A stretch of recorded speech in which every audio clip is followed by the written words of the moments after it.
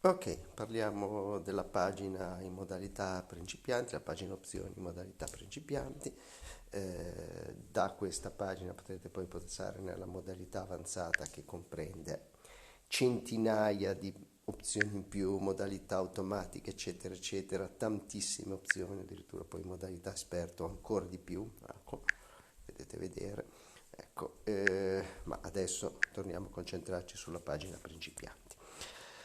Allora, la prima opzione in alto, vedete, abilita, disabilita l'app, ok, ecco, questo può essere scomodo da farsi, appunto per quello io consiglio sempre, quando poi prendete un po' di pratica in più, di utilizzare il widget. Questo è il mio widget, questo è in modalità 4x4, perché come vedete le dimensioni sono selezionabili. Ecco, da qui è possibile facilmente abilitare e disabilitarla premendo il primo tasto in alto, quello col pulsante. Ok? Ecco, questo è quello che vi consiglio di fare poi in pratica quando siete più esperti.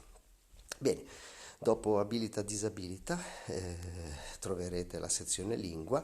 Questa sarà già preimpostata con la lingua di default che è presente sul vostro telefono, nel mio caso ovviamente l'italiano. Ecco, potrebbe darsi che il vostro text to speech abbia dei problemi, non supporti la vostra lingua. In tal caso comparirà un punto interrogativo e in ogni caso, premendo il punto interrogativo sulla destra, potrete cercare di comprendere cosa dovete fare. Vi consiglio di installare chiaramente un buon motore di sintesi vocale.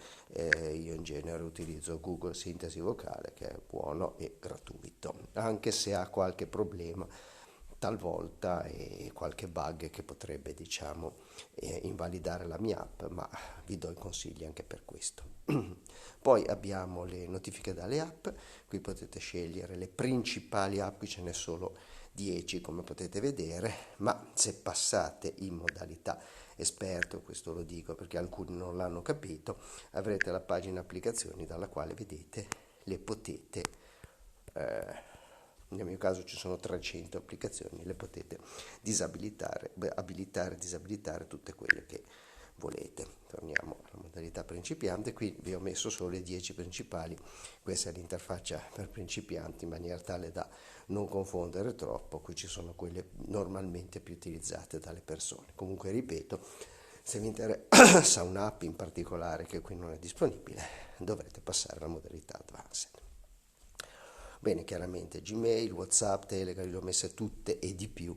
Ecco, l'SMS merita una nota in più.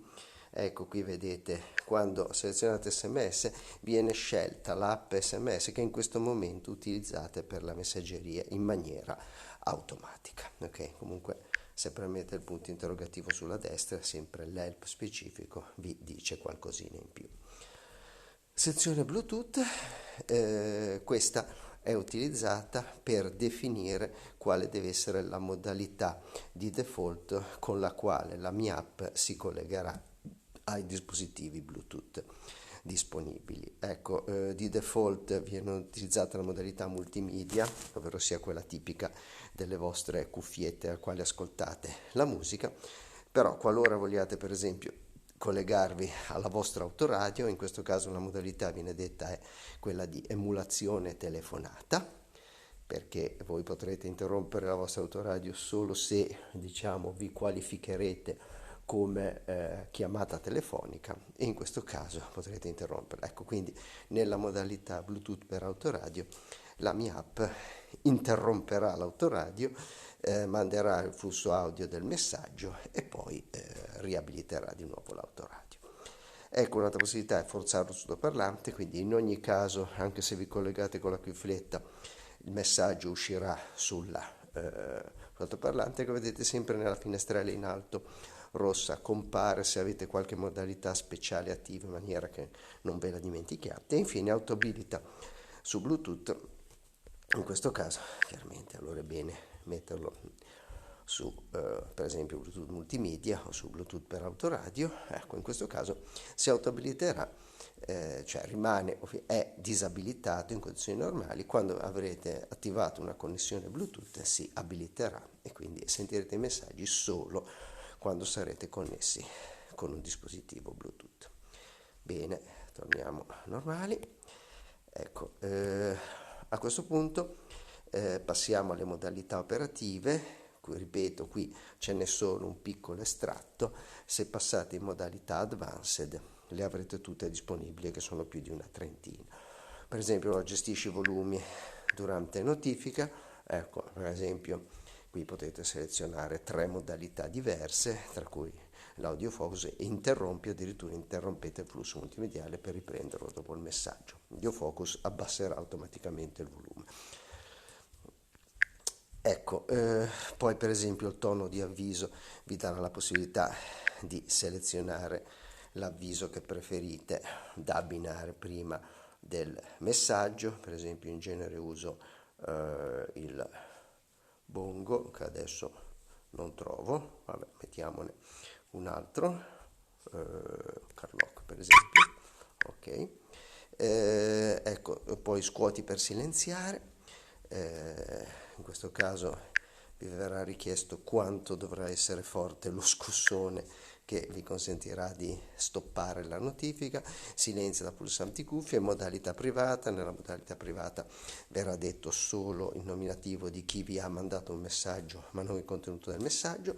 Modalità messaggi raccorciati, accorcerà il messaggio, ecco, dirà solo le prime tot lettere.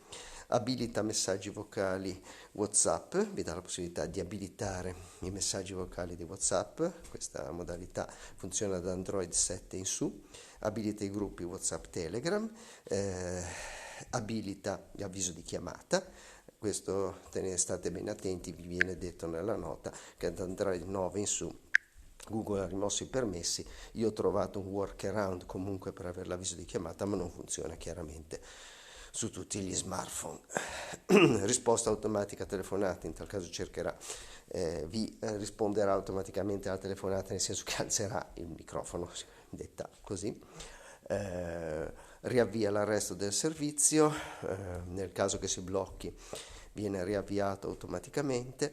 Accendi lo schermo su notifica, ogni volta che arriva una notifica si accenderà lo schermo. Non ripetere i messaggi, molto importante. Siccome Android e WhatsApp tendono a ripetere continuamente i messaggi, Android in generale tende a ripetere continuamente i messaggi che non avete letto, ad esempio dalla relativa chat su WhatsApp. Questo è un tormento perché continuamente vi viene riletto lo stesso messaggio, e io ho implementato una modalità per evitare questo, molto complessa e non è sempre chiaramente garantita, perché WhatsApp ad esempio fa di tutto per cambiare i messaggi anche quando rimanda gli stessi. Impostazioni text to speech. Da qui sarà possibile vedere come è impostato il text to speech sul vostro smartphone. È molto importante perché la mia app non è che parla di suo, utilizza il motore text to speech presente sul vostro smartphone. Infine i comandi vocali vi dà la possibilità di chiedere una conferma di lettura, oppure la possibilità incredibile e meravigliosa di rispondere direttamente a voce ai messaggi. Chiaramente sono opzioni un po' più complesse e bisogna starci attenti, il relativo help vi spiega qualcosina in più. Infine il widget, ve ne ho parlato un pochino, ma vi consiglio poi di andare a vedere il video dedicato al widget. Ok.